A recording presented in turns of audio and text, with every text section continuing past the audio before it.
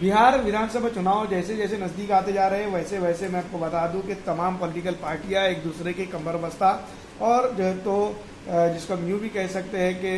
हाथ खींचने का काम भी करते हुए नजर आ रही है। इसी जिम्मन में कई पॉलिटिकल नेता हैं, कई पॉलिटिकल स्टैंड अप है, जो कई पॉलिटिकल जो है तो थिंकिंग रखने वाले लोग हैं, वो बात को सीधी तौर पर ये बात आजमाते हुए चले जा रहे हैं कि ऑल इंडिया मजलिस इत्तेहादुल मुस्लिमीन के बगैर बिहार के विधानसभा चुनाव के अंदर जो है तो तेजस्वी यादव एंड गठबंधन, जिसको हम कह सकते हैं, वो कल्पना भी नहीं कर सकता है कि वो मुख्यमंत्री बन सके। यहाँ पर यूं भी हम कह सकते हैं कि वो डिप्टी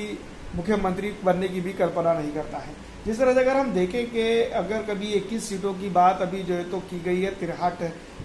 के अंदर जो है तो ऑल इंडिया मजलिस इत्तेहादुल मुस्लिमीन ने उतारने की, अगर वो वाकई में इन जगहों पर 21 सीटों के ऊपर जो है तो अपने प्रत्याशी उतार देती है तो ये सीधी तौर पर जो है तो एक सुसाइडल अटैक, जिसको हम कह सकते हैं पॉलिटिकल लैंग्वेज में जो है तो इनकाउंटर रहेगा तेजस्वी यादव एंड कंपनी का। उनकी जो इस तरह से जो है तो विधानसभा के अंदर फिलहाल तैयारियां चल रही है चुनाव को लेकर। वहीं अगर कांग्रेस की और आरजेडी की बात करें तो वो दोनों का भी जो तालमेल बैठता हुआ नजर नहीं आ रहा है, दोनों भी एक प्लेटफॉर्म पे आते हुए नजर नहीं आ रहे, दोनों भी जो है तो एक जगह नजर नहीं आ रहे। तो यहाँ पर ये भी बात हम कह सकते हैं कि फिलहाल जो है तो इनकी ही बिगड़ी हुई है, तो ये दूसरों की क्या सुधारेंगे। तो यहाँ पर ऑल इंडिया मजलिस इत्तेहादुल मुस्लिमीन को साथ में लेकर अगर ये काम करते हैं तो पिछड़ा हो, दलित हो, आरक्षित हो या तमाम तरह के तबकात के साथ जुड़कर एमआईएम जो है तो यहाँ पर तेजस्वी यादव को मुख्यमंत्री बनाने का काम कर सकती है। क्योंकि 21 सीटों की अभी तक की घोषणा एमआईएम ने जो तो पहली सूची के अंदर राणा रणजीत सिंह ने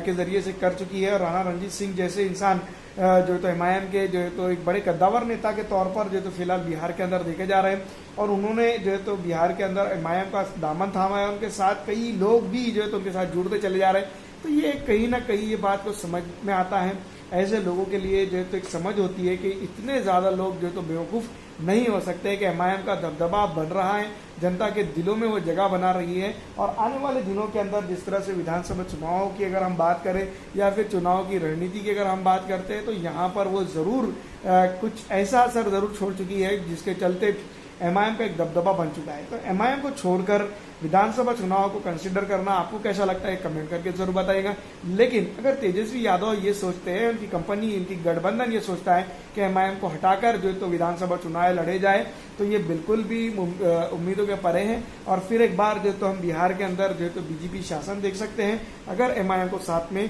वो नहीं मिलाते हैं। तो ये सबसे बड़ी बात है और अहम भूमिका है एमआईएम की।